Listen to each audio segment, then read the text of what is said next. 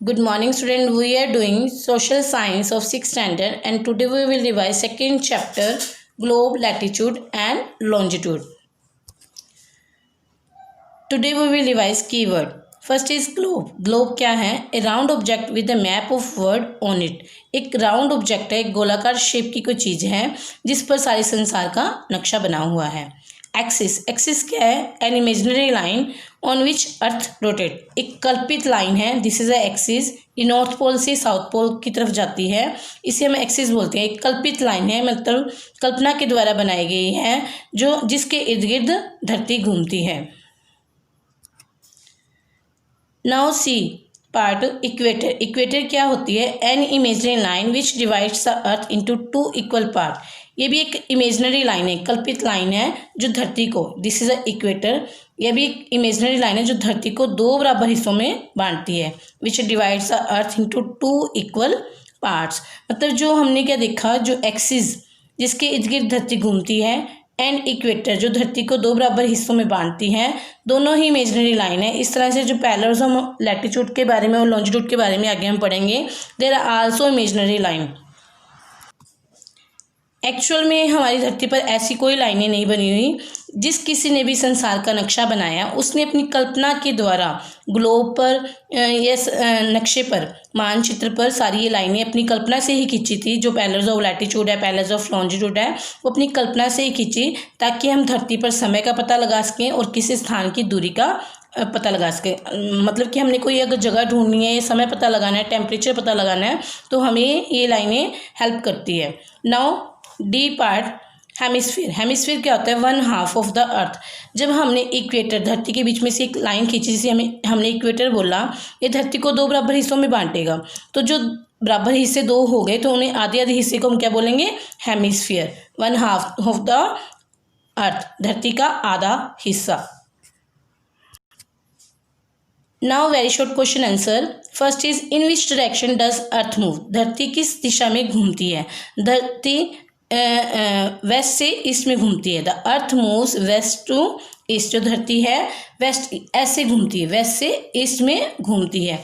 In which direction the sun moves. अब sun किस दिशा में घूमता है?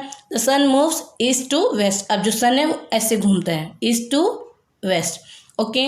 Now third is write the name of an imaginary line which divides the earth into two equal part. ये हमने पहले कीवर्ड में पढ़ा है कि इमेजिनरी लाइन है जो धरती को दो बराबर हिस्सों में बांटती है, तो वो क्या है? The equator. Fourth is how many poles does earth has. अब धरती के कितने पोल्स हैं? हमने पढ़ा था जब एक्सिस, हमने इमेजिनरी लाइन एक्सिस के बारे में पढ़ा था, तो हमने देखा था नॉर्थ पोल और साउथ पोल. तो धरती के कितने पोल्स हो गए? Two poles, north pole and south pole. Now E part. What are horizontal and vertical line on the globe. Globe पर हॉरिजेंटल लाइन और वर्टिकल लाइंस क्या होती है? जो हॉरिजेंटल लाइंस होती है, जो ऐसे सीधी सीधी खींची होती है, तो इन्हें हम बोलते हैं पैरेलल्स ऑफ लैटिट्यूड. और ग्लोब पर जैसे वर्टिकल्स लाइनें से खींची होती हैं, तो इन्हें हम क्या बोलते हैं? Meridian of longitudes. Now next topic short question answer. Short question answer हम करेंगे अब. What is the true shape of the earth. धरती की शेप क्या है, आकार क्या है धरती का? The shape of the earth is like a sphere. धरती का जो आकार है स्फीयर की तरह है, मतलब गोलाकार है. However it is not a perfect sphere. लेकिन या फिर भी एक परफेक्ट स्फीयर हम नहीं कह सकते, मतलब पूरी तरह से गोलाकार नहीं है. It is slightly flatten at the north pole and south pole and has a bulge in the centre. जब हम धरती की, वैसे तो हमें शेप हमें दिखाई देती है गोलाकार है, कि धरती गोलाकार है, लेकिन ये पूरी तरह से गोल नहीं है. जब हम नॉर्थ पोल और साउथ पोल की तरफ देखते हैं तो वो फ्लैट होते हैं, मतलब चपटे होते हैं दोनों. और जो धरती का बीच का जो हिस्सा होता है वो बाहर की तरफ थोड़ा उभरा होता है, तो पूरी तरह से गोलाकार नहीं है. Now next, what is globe. Globe क्या होती है? Globe is small spherical model which serves as a miniature form of the earth. Globe हमने पीछे भी पढ़ा था. ग्लोब एक स्मॉल स्फेरिकल मॉडल है, मतलब धरती का एक छोटा सा एक गोलाकार आकार में एक मॉडल है, जो कि धरती के छोटे आकार को, मिनिएचर मतलब छोटे आकार को दिखाता है, धरती को छोटा करके दिखा देता है. मतलब उस ग्लोब पर हमने पीछे पढ़ा था कि ग्लोब एक राउंड शेप में एक ऑब्जेक्ट है जिसके ऊपर सारे संसार का नक्शा बना हुआ है. तो जो धरती है वह ग्लोब जो ग्लोब है वह धरती का ही मिनिएचर पार्ट है, मतलब एक छोटा छोटा आकार है धरती का, जिस ग्लोब के द्वारा हम पूरी धरती के नक्शे को देख सकते हैं।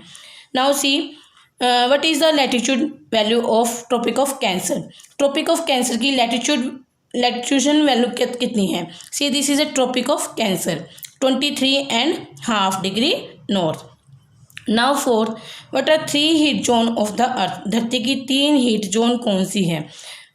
First is torrid zone, second is temperate zone, third is frigid zone.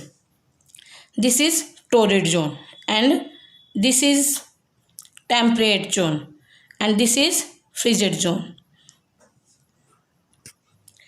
Students, if you want some detail about the 3 heat zone of the earth, then you can see the video of this chapter.